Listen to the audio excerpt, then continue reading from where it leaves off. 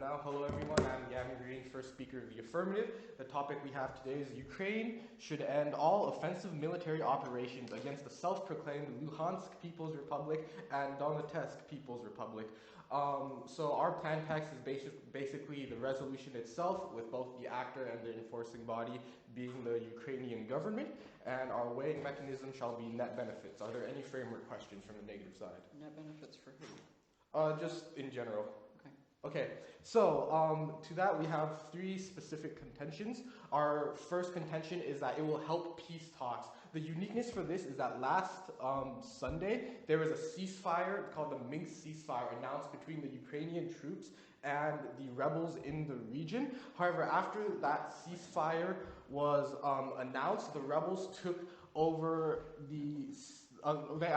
they occupied the city of Debaltseve, which was not originally a part of the ceasefire agreement. That region wasn't in question, but what ended up happening was that Ukraine is preparing essentially to take back that region, and so our link is that we are not amplifying tensions by passing the plan. We would tell Ukraine to essentially step down so that peace talks can commence, and then the impacts, there are a few. The first is that there will be less arms in the region. The first, this is because of the idea that the rebels are essentially turning towards Russia to provide them with weapons to defend their position in the city. So then it essentially doesn't give them the opportunity to do that. And then Russia is saying that it's protecting the security interests of the Russian people. That's why they're inducing operations in the region. Also takes away that excuse, because peace talks means that the security concerns of the people are less legitimate. So a few other impacts derived from this is, of course, chances for peace, lives saved, at least in the short term. The UN estimates 5,600 people dead on both sides, just between the rebels in these two regions and the Ukrainian military. Total? So therefore, yes. Total casualties? Total casualties, yes. Military casualties? Just total casualties. Okay. Okay. So essentially we are mitigating the effects of both civilian and military casualties because of the idea that, at least temporarily there will be peace negotiations, which could lead to ultimate peace, but if not, lives are still saved in the short term. Okay, so our second contention is the idea that we'd be providing more benefit to the humanitarian situation in the region. The uniqueness is that underneath the status quo, Ukraine, as part of their military offensive, blocks any sort of traffic into the region, because they feel as though any sort of convoy that goes into the region may hide weapons or just aid the rebels in any way, shape, or form. So they stop all sorts of transportation. However, this has the negative effect of preventing Amnesty International and other charity organizations from being able to enter the region to provide humanitarian aid to the people living inside this region. So our link is that since this is inclusive underneath offensive operations, by stopping offensive operations, then this humanitarian aid can go into the region. And so the impacts here are twofold. The first is the idea of just dehumanization going down. There's less starvation, there's less disease in the region, because we can get medicine and food into the region. These charities could mitigate the effects of starvation and disease. And the second impact, once again, is Putin has no excuse for furthering his forays into either Ukraine or these two regions. He's saying he's doing so in order to protect the well-being and the humanitarian aspects of the people in this region. So by taking away that excuse from him, he is now on less stable ground in the international community, and basically has no really sort of legitimate justification for his actions in Ukraine, which then leads to just overall global security, less tensions just around the world. Okay, so then our third contention is that of debt. The uniqueness is that on March 11th, the International Monetary Fund gave a $17.5 billion loan to the Ukrainian government. And that is on top of the fact that they're already $73 billion in debt. And cumulatively, Standards & Poor's cut Ukraine's foreign debt to the rating of CC, which is only one step above like filing for bankruptcy protection. So basically, because of their debt, we are like Ukraine is like not doing well in its economy. So our link here is that 5% of total GDP of Ukraine is spent on just like offensives only. And the fact that is that they took the loan from the IMF, which brings us to our impact, which is the idea that that is prohibiting Ukraine from joining the European Union. The European Union is looking for countries to like support the EU and the euro as a whole, and they don't want countries that would essentially like drag down the euro due to their debt. They don't want like further Greases essentially, and so by reducing the amount of offensive operations, then they can like save that money, and then there's no reason why there's less of a reason why they need to take loans from entities such as the IMF. And so the benefits of joining the EU for Ukraine are numerous. That's increased free trade throughout the region, increased purchasing power for the people of Ukraine, because the EU is a very good currency. It's pretty stable. And finally, it's just like greater economic security for Ukraine, because then the countries of the EU have a vested interest in both investing in the region so that Ukraine's economy can grow, thereby benefiting them as well, and just like security of the region overall, because having an insecure region in the EU in terms of like Russian advances means that the EU as a whole will be weaker. So there's a great security benefit for Ukraine if the plan is passed. So due to those three contentions, the fact that it will help peace talks, it will increase the humanitarian situation, and relieve some of the debt burden, I strongly urge an affirmative ballot. Thank you.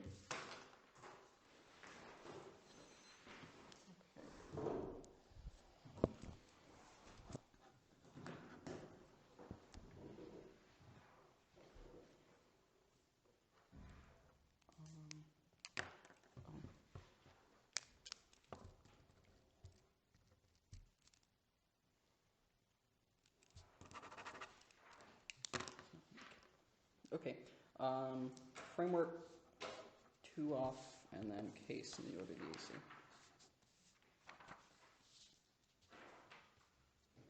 Everybody ready? Oh, by the way, framework 2 off, case. And they're pretty short, so. By the way, Hund speaking first for Denmark. Ready? Observation. According to international law, all military operations conducted within the territory of a nation are considered to be acts of war against that nation. Since the resolution talks about like the self-proclaimed Luhansk and Donetsk People's Republic, we have to like assume that in this round that applies to these nations too. So like when we're framing the round and deciding what constitutes offensive military operations against these two so-called nations, we have to use this as a way to decide which operations constitute like topical ground or not. Let's go on to the disadvantage, appeasement. So President Putin has ambitions for larger parts of Europe. There's a couple different links here. First link is economy. So basically, Russia's economy is going down the toilet. The fact that oil is getting cheaper, the fact that like Russia is running out of other things that they can sell to people, and also as a result of sanctions, Russia's economy is going down the toilet. Now, President Putin needs to be able to maintain his credibility as a leader. He needs to be able to continue to like giving the Russian people a reason why they should have him as their leader. And so previously he's been able to do that through promising economic growth, because Russia has grown a lot since President Putin took power in the turn of the 21st century. However, what's happening now is that he's having to find other reasons to do this. And so the next tactic that he's turning to is nationalism. And what we see here is that like they're basically turning to giving Russia territory under the guise of taking back what it used to be, like taking back what Russian territory used to be. This is gaining Putin wide popular support inside Russia. So what's happening here is that the affirmative plan is basically appeasing Putin, and we're seeing the same thing that happened with Neville Chamberlain and we're seeing the same thing that happened with Neville Chamberlain and Hitler, and these Minsk talks are basically nothing more than like a repeat of what happened in Munich in the 1930s, because Putin does have ambitions. He's not going to stop, and there's not going to be peace for all time, because basically what the affirmative is doing is they're essentially letting Putin's ambitions go unchecked. They're saying, sure, you can have it. We're not Putin. They're letting Putin's ambitions go unchecked because they're essentially saying, like, you can have it, we're not going to fight you. What's going to happen here is Putin is going to basically use Ukraine as a test bed. He's going to use this as an excuse to start invading other countries, to start taking over other countries. For example, Russia already basically de facto administers a territory directly to the west of Ukraine called Transnistria. It's a very thin strip between Ukraine and its neighboring countries. They're going to use this to try and start taking back areas like the former Yugoslavia and other places that are strongly pro-Russian and have like a Russian ethnic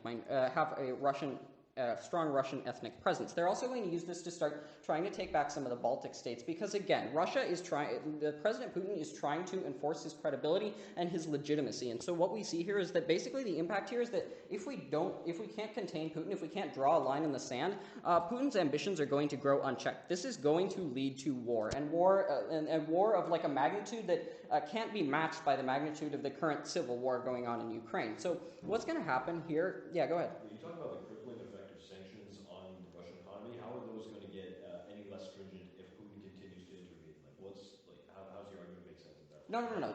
That's just like a link explaining how Putin doesn't have legitimacy now because his economy isn't growing. That was the first source of his legitimacy. But now he needs to get legitimacy because the economy is bad. But now he needs to get legitimacy by like appealing to their nationalism, and the way that he's chosen to do this, and the way that he will continue choosing to do this, is essentially by invading other countries, which is something that they've done several times in the past, and basically it's always worked out for them. But now is the time to draw a line in the sand. Thus the counterplan.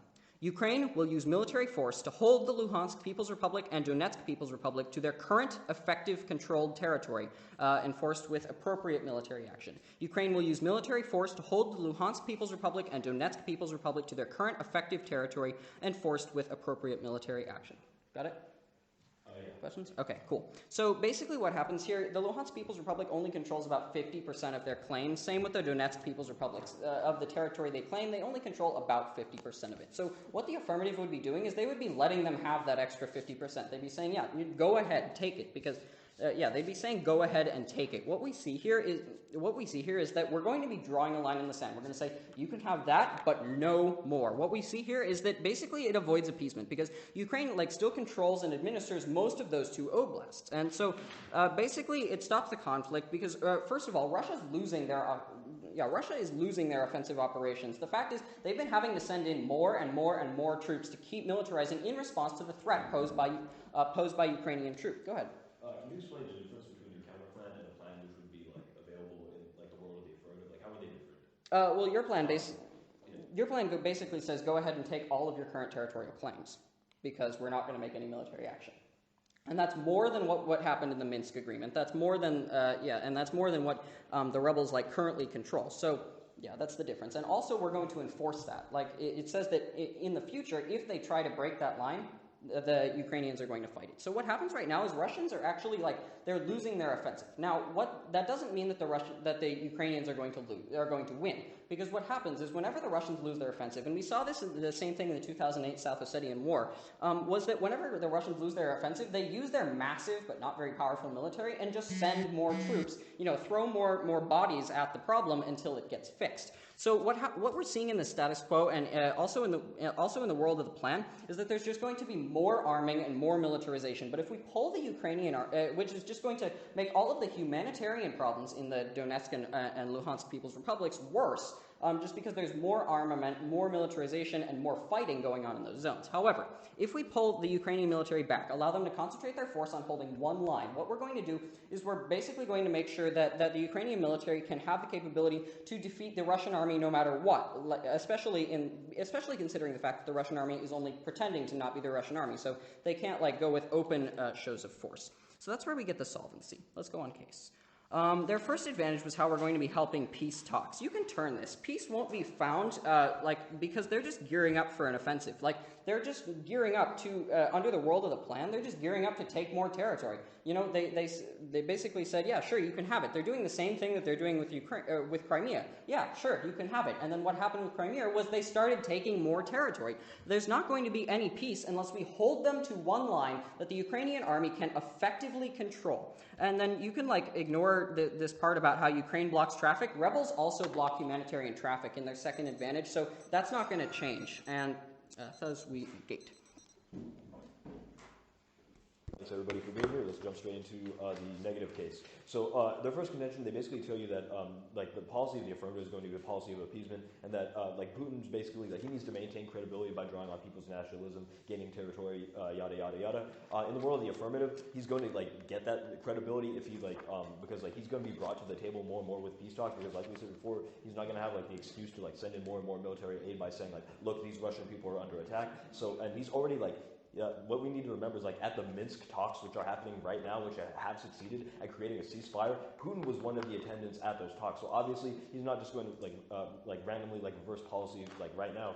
And furthermore, like even if these territories fall and become independent and like fall under Russian sway, remember once again like there's no reason why like we would argue that like that's actually the brink, like that's when he's going to have the credibility and like get a better reputation like domestically. So there's no reason why magically like we has like why not having the Baltic states is going to magically like destroy his credibility in the eyes of people. We don't think like that much is necessary. Yeah. Okay, so there have been a couple Minsk agreements over the last few months, and Putin has ignored all of them. Why is it that you say that Putin wouldn't ignore this one? Right, that's not true whatsoever, because like what we've seen is that like since this agreement was made, like there has been no the actual terms have been honored like thus far, and the only sort of like escalation of the conflict which happened was when the Ukrainian military threatened to actually attack Debaltseve, where many of these like different rebel groups were. So if anything, like Putin's been respecting this more than the Ukrainian government has in a way. So what we see is that not only that response, but our second response is going to be that they're they mentioned the uniqueness, like evidence that like the Russian economy is being devastated right now, especially because of sanctions imposed by the EU, by the United States, many other international players. Those are only going to get worse if Russia actually like tries to invade more and more places and intervene more and more. Because so like basically what we see is that Putin, if he's like thinking logically right now, he's going to see that there's a way out to actually gain credibility by like having peace talks and not escalating like fighting. And of course, when he escalates fighting, like he's just going to escalate the amount of people pissed off at him who are going to like levy sanctions against him. So this is clearly like by gaining these two different territories, not necessarily for Russia, but like as independent, like ethnically Russian states, with peace talks, that's going to gain him much more credibility at home than simply like invading more and more, provoking more and more sanctions, destroying the economy. Because of course, the most important thing, like universally across different electorates, like in Russia, the United States, wherever, like it's always been economic impact, because those are the most like tangible in the average like everyday people's lives. Furthermore, moving on to their counter plan, they basically tell you like hold on to hold these the territory of Donetsk and Luhansk, like these republics, to their current territory.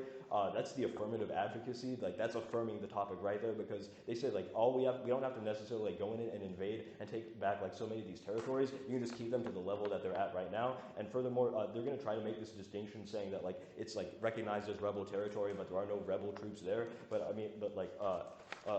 honestly, like that really doesn't make sense. Like if it's not held by the rebels, how can it be considered like rebel territory? And regardless of the semantics we want to play, we tell you like if we have evidence on our side telling you specifically that even if you go into these areas, like the rebel groups see that as their territory, they're going to take that as an act of aggression. They're going to fight back. That's just going to give Putin more and more of a political cover for sending in arms to the region. It's also going to just create more and more anti-Ukrainian sentiment and show the people living on the ground with the rebels, which is who the people on the ground are, by taxing them and taking their resources. That's how the rebels are gaining that's how they're gaining a lot of the funding for what they're doing right now. They're going to lose that funding source if many of these people they're going to lose that funding source, because many of these people they're going to gain more of that funding if many of these people are turned against the Ukrainian government by intervening and causing collateral damage and stuff like that.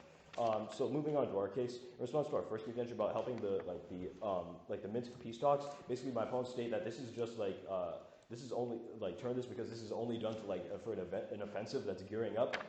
Look towards the fact that in the status quo, only roughly what we see is that, like I said before, in response to their first contention, international economic sanctions are crippling the Russian economy right now and kicking it while it's down. Putin isn't going to want to provoke these any further, and he's actually going to see a way out by embracing the peace talks and the ceasefire, which so far has been effective, rather than actually escalating the situation. Furthermore, if we go with the world of the negative, where offensive operations continue or they get more intense, that's just going to show the rebels. That's going to decrease trust of the rebels in the peace talks, which are pretty much the only. Peace talks are pretty much the only way to get peace. There's not magically going to be a day where every single soldier puts their guns down. So jeopardizing the peace talks is primarily what you're getting out if you vote for the negative. Yeah. So if, as you say, Putin is Russia is being crippled by the sanctions, why is it that they haven't done anything about it previously? What makes this situation special?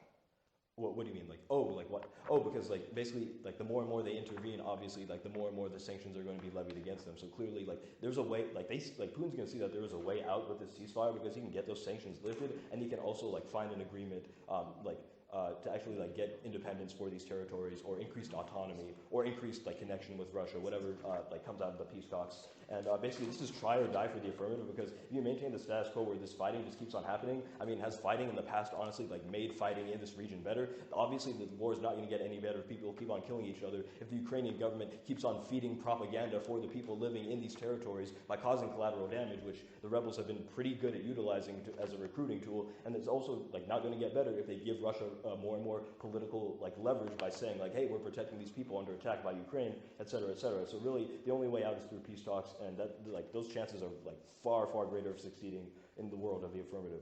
On the second intention about improving the humanitarian situation, they undercover this. They basically state the rebels also do it. But remember, Ukrainian government, Ukrainian government has control of a large, much greater part of the borders actually leading into this territory than the rebels themselves, because of course Ukraine has a larger standing military. So of course the majority of this stopping of resources is happening on the Ukrainian side. And even if we're not 100% decreasing the amount of people stopping aid, this is a net decrease in the amount of people stopping aid to the region. That's just going to increase pro-Ukrainian sentiment, and even if it's not pro-Ukrainian sentiment, it's at least a greater trust, which increases the chance of peace talks. And of course, saving people from starving and having disease, that's a net benefit, regardless, that we're claiming. And they completely drop the third contention about stopping debt and getting Ukraine more integrated with the EU. And this short circuits their entire argument about Russia attacking Ukraine, because of course when Ukraine gets closer with the EU, becomes more economically integrated, more countries are going to be interested in its security,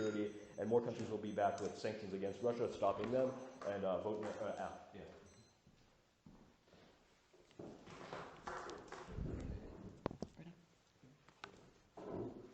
Is it still recording? Yeah. Okay. Okay, so I'm just going to go off case, on case. And I'll first go over the counterplan and then the idea about appeasement, and then just on case 1, 2, 3. Everyone ready? Okay, so going over the counterplan, opponents basically talked about how this affirms the topic. And yes, that's true, that is what a counterplan is supposed to do. It's supposed to provide a competitive method to affirm the topic than the plan, for example. And we can see here that we are in fact competitive because we draw a line in the sand. We draw a line in the sand at which the rebels can control, and our opponents confuse the terms claim and actually holding. So currently the People's Republic of Donetsk and Luhansk claim portions that are currently owned by Ukraine. And so therefore, they are constantly trying to get that land. The problem is they don't actually actively have military control over that area. So they may control Area A, which is half the size of Area B, but claim Area B, which is currently owned by Ukraine. And so the counterplan here is going to prevent Donetsk and Luhansk from getting any more land. We're going to draw a line in the sand and say, if you cross this, we are going to defend our land. This is the place at which you will no longer return. And this is completely competitive with the plan. And so with that in mind, let's move on to appeasement. Our opponents talked about how Putin was already at the talks, and therefore he is falling into these sanctions, and how these sanctions will basically work. Now the problem is this is infinitely regressive, because every single time we have Putin takes one more step, we go to one more talk, and then something gets figured out. The problem is it would be great if it got figured out, because on the same day as the Minsk talks, intelligence reported that missiles were rolling into these People's Republics of Donetsk and Luhansk. Putin has no intention, however crazy it may seem, he has no intention of following these talks. And the fact that the fighting is still continuing and has in fact intensified, and there was a siege in one of the Ukrainian cities after the treaty was passed, means that Putin has no intent of following these talks at all. He may join the talks and try to stall for time, but that doesn't mean that his guns aren't rolling across the border. Now, second is the fact that Putin has moved on to a different kind of food to feed his country. He used to feed his country on maybe oil or other economic resources, but now that our opponents are right, we are tightening the economic throat of Russia. The problem is he has moved on to an unhealthier food. He has moved on to nationalism, and nationalism isn't something that you can strangle from outside. It is something that requires aggressive military force in these regions. And the problem is, our opponents talked about how Putin will actually fall into these talks. The problem is, you can turn this directly. Putin, if he does that, will actually lose nationalism. That's like saying, I don't want this junk food. Even though it's the only thing that's sustaining my country from completely losing faith in me, I, as Putin, he would not go to these talks, because by doing that, he is saying, okay, well, I'll agree to the international community. And that will totally get rid of his credibility and his legitimacy, and his nationalism is going to go straight down, and then he will have absolutely no power whatsoever, either economically or nationally. So we can see that Putin, A, doesn't really want to have these talks. These talks aren't working, and even when he does, physically show up, he's not politically there, so to speak. He's not there to actually find any peace resolution. He's just there because he's physically there. He wants to solve for time. So more of his guns get over the border. All right, let's go over to the affirmation. So first, peace talks. Once again, giving in to these peace talks would mean that Putin would go straight down. His economy has already gone straight down the toilet. He has switched over to basically a more dangerous form of drugs, nationalism, something that we do concede does end up killing a lot of people and forces him to get even more amounts of land. The problem is the counterplan solves for this. By drawing a line in the sand and saying, Putin, if you take one more step and you take these two people's republics over this border, we are going to defend against this. This is so all these talks, really, to tell the truth, Putin, he does show up, he doesn't really care about it, and the fact is, missiles have constantly been going over the border, vehicles with Russian markings and with Russian separatists have constantly been going over the border, so we can see that really these talks are just here to stall for time, yes? Alright, so if Ukrainian tanks suddenly roll into territories which the rebels claim to, do you think that's going to increase the chance that rebels will come to peace talks? Well, the problem is, retaliation? well, I agree it would increase the retaliation, but that's not what the counterplan is saying. The counterplan is saying so right now there is land currently controlled by the Ukrainian government that Donetsk and Luhansk claims, but do not actually own. So if Donetsk and Luhansk advances onto the Ukrainian military currently controlled territory that Luhansk and Donetsk claims, then Ukraine will defend its own ground. We're drawing a line in the sand. You may, for example, the United States might be able to claim Mexico, but it's not held by the U.S. Army. So if the U.S. invaded, then obviously Mexico would retaliate. This is what our counterplan is saying. All right. Second advantage about humanitarianism. The problem is a border means a border between two different countries. So, for example, if something is going through Mexico into the United States, then if either the Mexican government or the United States government does not want that to get through, then it's not going to get through. So the Ukrainian government might want this humanitarian aid to go through, but right after, at the other side of the checkpoint, there's going to be the rebels, and the problem is they do not want it to get through because that would help the Ukrainian people. And so basically we see that this is a two-gated issue. One gate might be open, but if both aren't, then you won't be able to get the aid through. And that is the problem of the rebels, so we won't really see any solvency here, even if Russia does stand down, because the rebels aren't going to stand down. In fact, they're going to be even more excited that Russia is finally backing down. Yes? Even though they might not be that numerous, there are some parts of the border where it is porous on the rebel side, but not as porous on the Ukrainian side. So isn't that still, even if it's small, a net benefit towards humanitarian aid?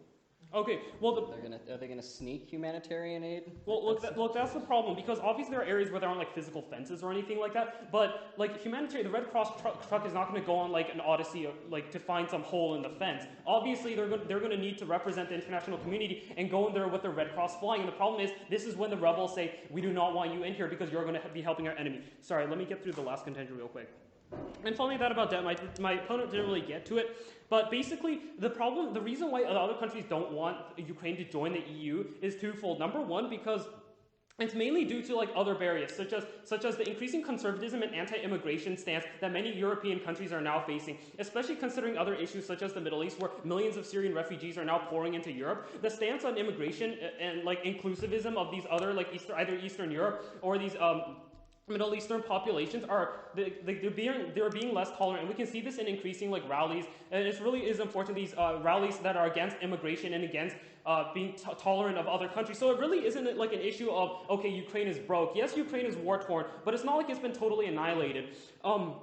And we see the fact that if the World Bank still wants to like pour in billions of dollars, it means that it must see some hope inside Ukraine in order to, and in fact, this money goes towards basically fighting off this Russian aggression. So like the counterplan is going to state, we're going to fight off this Russian aggression if they step even further. So basically, the Ukraine is not joining the EU, not necessarily because it is broke, but rather because many European populations aren't for the Ukraine's actually entering, and second, because this money isn't actually just going to like a black hole, it is going to serve a purpose, and that's why you need to vote for the counterplan. Thank you.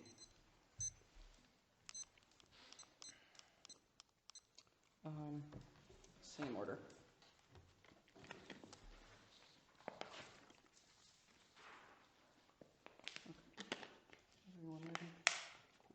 Extend our Russian military capability analytics from the 1NC that say that basically when the Russian military is going right now, what they do is it just leads to greater troop buildup if we continue in the world of the plan, and if we continue in the world of the plan of the status quo. However, in the world of the counterplan, this is something our opponents never touched on. If we go with the world of the counterplan, it will allow the Ukrainian military to fall back to a position that they can safely hold, and that the Russians cannot breach. It is a position. This line in the sand that we're drawing is a position that the Russians cannot breach. This is a point that the opponents can't respond to because they did drop it. So what happens here is that it forces Putin into a different negotiating situation. Putin isn't going to concede to like military talks. He's not going to make any concessions unless he has to or he gets something out of it. And he doesn't get anything out of these Minsk talks that are going on right now. The only thing that he gets out of it is basically losing, as my partner said, losing credibility with the Russian people. And that's something he wants to avoid as much as possible. However, in the world of the counterplan, Putin will basically be backed up into a corner. He'll have to do this undesirable action. Because he knows that the war then will no longer be sustainable. So that's how the counterplan solves. It creates a situation where Putin can't win. That's what's going to drive him to the negotiating table, and that's what's going to stop the war. That's where we get the unique solvency from the counterplan. And also, to talk about this deal about how the plan and counterplan are the same, you have to extend our framework that says, according to international law, military operations conducted within a territory, and that includes both the Donetsk and Luhansk People's Republics, are considered to be acts of war against that nation. So really, the affirmative plan says we're going to give them the part of like Donetsk Oblast and Luhansk Oblast that are controlled by us, even though they haven't made any military operations there. That's where we get the unique solvency in the world of the negative, which, so basically Ukraine controls more of their territory in the negative world, and the Donetsk and Luhansk People's Republic control less territory. So let's go on case, talking about how we're helping peace talks. Basically, they say that like sanctions are crippling Russia. Yeah, so the point about, okay, first, they talked about try or die. The problem is, if we go with the affirmative, we're going to die. It's just going to be more war, because like basically it's going to lead to more aggression. It's going to lead to them taking more territory because we're giving it to them for free. It's the same thing that we did, it's the same thing essentially that we did with Nazi Germany, was we said, sure, we'll let you take some of Poland, we'll let you take Czechoslovakia, we'll let you take Austria, please don't invade us. And then they did, because they weren't able to draw that line in the sand that they absolutely could not, basically hold them to a choke point where they could not pass, from. Okay, go on to the second advantage about how, they were talking about how Ukraine blocks traffic, blocks aid shipments. Here's the thing, the rebels do that too. Both Ukraine and the rebels are concerned that, that the aid shipments are actually just, secret shipments of enemy weapons and gear and intelligence and spies. Both groups try and stop these shipments, so they're not going to be getting any unique solvency. However, the unique solvency you are going to be getting is the fact that Ukraine is going to control more territory, and Ukraine is obviously letting medical care go into their own territory. They're going to let people administer more territory. So just by that metric, we're going to be seeing more solvency in the world of the counterplan, because the area controlled by the Luhansk and Donetsk Oblast People's Republics are going to be smaller in the world of the counterplan. So let's look at how to weigh this round. In the affirmative world, you're going to basically get an endless troop buildup. You're going to get Putin, who is uncontained, who is still trying to maintain his credibility, and basically, oh, by the way, the opponents are saying like, oh, in the world of the affirmative, Putin's just going to get his credibility and stop. Well, the problem is the Russian economy keeps tanking. The price of oil keeps sinking lower, and their deficit and economic problems keep getting worse. So Putin can't stop either way. But in one way, he can stop the war. So the way you're going to be weighing this round is that in the world of the affirmative, there is going to be a Putin uncontained who can have the freedom to go on to other countries. And in the world of the negative, you're going to be seeing that we are going to draw a very clear line that prevents a war, that most importantly prevents a war between Russia and the West. And by the way, on their third advantage, basically this is non-unique. It's going to happen in both worlds, or it's not going to happen in both worlds. But either way, it doesn't have any unique, it doesn't flow uniquely over to either side. And for all of these reasons, negate.